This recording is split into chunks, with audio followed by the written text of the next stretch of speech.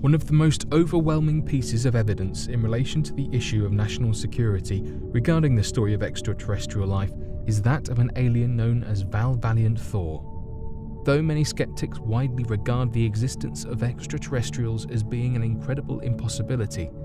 not only is there overwhelming evidence of extraterrestrial life having visited our pale blue planet, but that this life infiltrated the highest levels of government and manipulated high military intelligence officials before finishing his mission and leaving the planet with his gathered intelligence. The name of this extraterrestrial was that of Valiant Thor, and according to the evidence recovered, he is merely one of many others that have used the same tactics and strategies to infiltrate different levels of government security, proving the issue of extraterrestrials to be that of national security concerns and overwhelming threat of outside life. Back in 1967, the extraterrestrial community became aware of the book titled Stranger at the Pentagon, that detailed information regarding a possible extraterrestrial visitor that worked alongside military intelligence officials at the Pentagon in the United States. Though many believed that perhaps the book was nothing more than a hoax,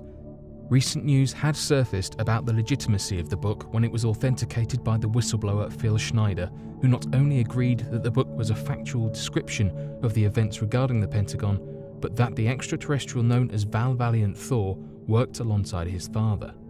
In fact, Phil Schneider went on record and claimed that he had a picture of Valiant Thor and showed it to many different people at his lecture taken back in August of 1943, with irrefutable proof of the location being taken at a high military intelligence official location. Unfortunately, before further copies of the image could be created, Phil Schneider had been found dead shortly thereafter, making the last video recording of Phil Schneider the only evidence of his claims and the picture he possessed, which can be found on YouTube today. Due to this, Phil Schneider's passing makes the last video clip recorded and the book the only surviving witness account of the events. According to the book, Valiant Thor landed on March 16, 1957, in Alexandria, Virginia, where two policemen approached the craft with their weapons drawn on the alien, only for him to immediately counter their attacks by using advanced techniques of what was described as thought transference to essentially use mind control to manipulate the policeman to drop their weapons and drive him to Washington, D.C., which is exactly what they did without any hesitation or struggle. This would not be the last of the extent of this mind control tactic used, as Valiant Thor would then go on to manipulate high military personnel that allowed him to pass through high security posts to reach the Pentagon, and then furthermore the White House itself, to be granted an audience with their then United States President Dwight D. Eisenhower.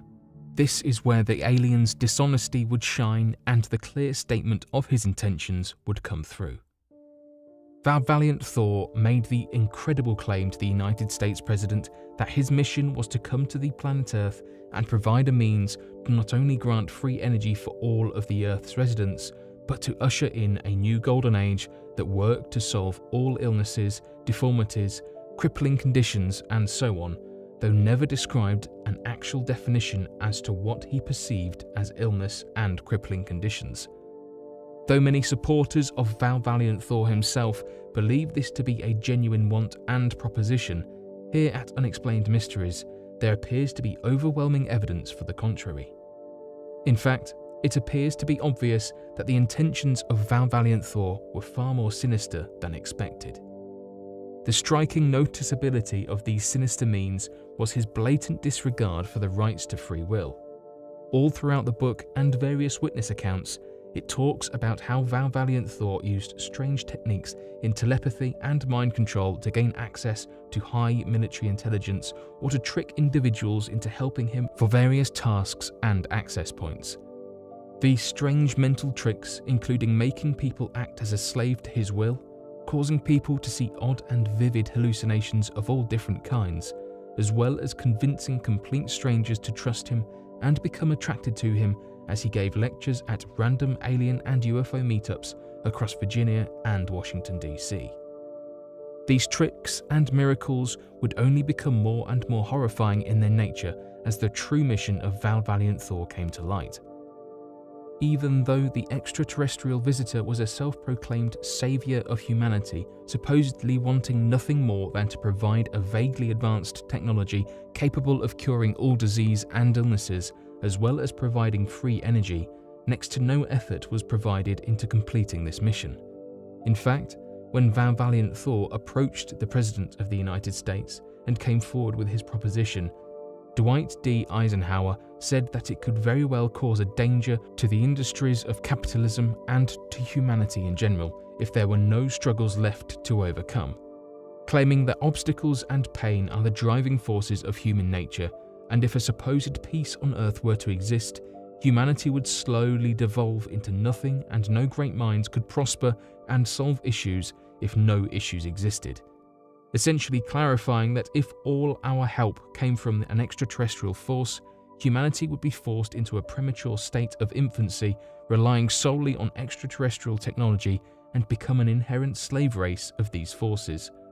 After hearing this, Valiant Thor completely redacted his efforts to provide these technologies and seemed almost perfectly content with not helping humanity. In fact, the whole proposition turned out to be nothing more than an obvious bluff. Shortly after this, Valiant Thor then began to try to convince the United States President if he could take him aboard his spaceship and take him back to his home planet of Venus. Eisenhower then asked Valiant Thor where his home planet was specifically and what it was like.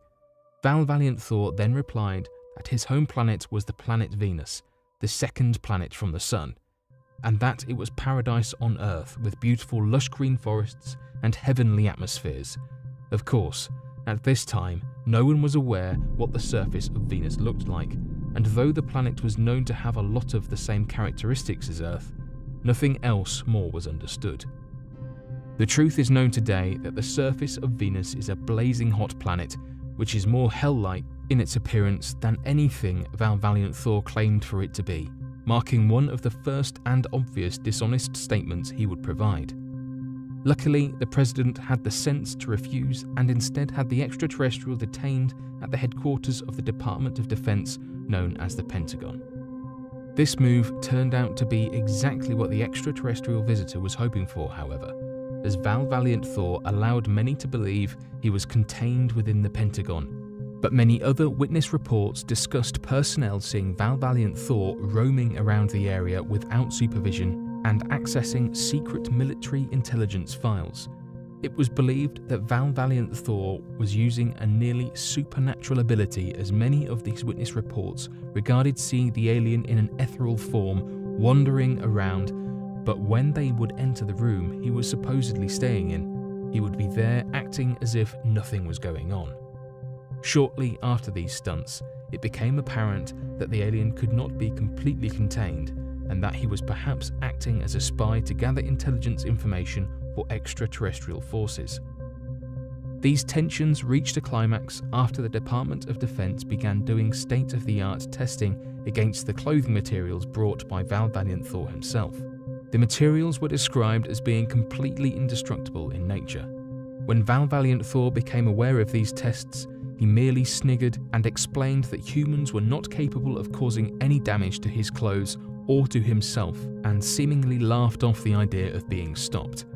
Threatened by this, the United States general conducting the investigations confronted Valiant Thor, seemingly immune to his attempts at mind control, and made a few key observations. The general brought up the fact that it seemed more than a little peculiar that Valiant Thor would make his appearance only after the invention and use of the nuclear weapon. The general then clarified that even though modern weapons were incapable of damaging the clothes and the extraterrestrial himself,